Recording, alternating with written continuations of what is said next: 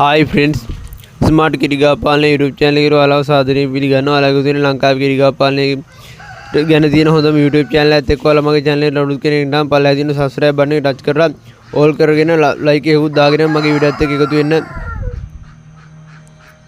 ඉතින් ඔයාලට කියන්න තියෙන්නේ අද මම ඔයාලට විස්තර කරන්න යන්නේ කිරිගාව පැටවෙක්ට කිරි දෙන්න ඕනේ කොහොමද ඒ අනාදී විස්තර ටික තමයි. ඉතින් ඉස්සලාම ඔයාලට කියන්න ඕන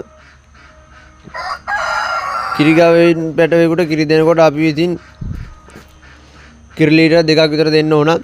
ඊට අමතරව ඔයාලට කියන්න තියෙන්නේ අපි ක්‍රමානුකූලව මේක කිරි ලීටර් 2 මේ පැටියාගේ වයසයත් එක්කම කිරි ලීටර් 1.5 කිරි ලීටරේ යනාදී පිළිවෙලට කිරි මිලිලීටර් 500 විදිහට අපි අඩු කරගෙන යනකොට එහෙම අඩු කරගෙන ගිහලා අවසානයේ පැටවට කිරි දෙන එක අපි නවත්තනවා. එහෙම කිරි දෙන එක නවත්තන්න කලින් අපි ඒගොල්ලන්ට කිරි දෙන කාල සීමාව තුළදීම වතුර ඒ වගේම කැටල් ෆීඩ් තියන්න ඕනේ. ඉතින් අපිට නම් මේක මනාව කරගන්න පුළුවන් වෙන්න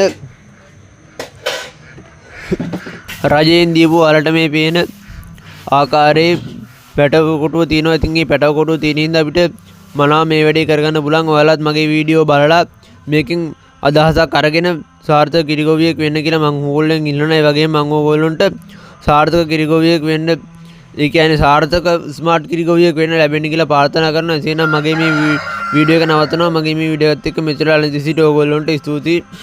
අවසාන වශයෙන් කියන්න තියෙන්නේ මගේ YouTube channel එක subscribe කරේ නැත්නම් subscribe කරලා like කරලා comment එකකුත් දාගෙන යන්න.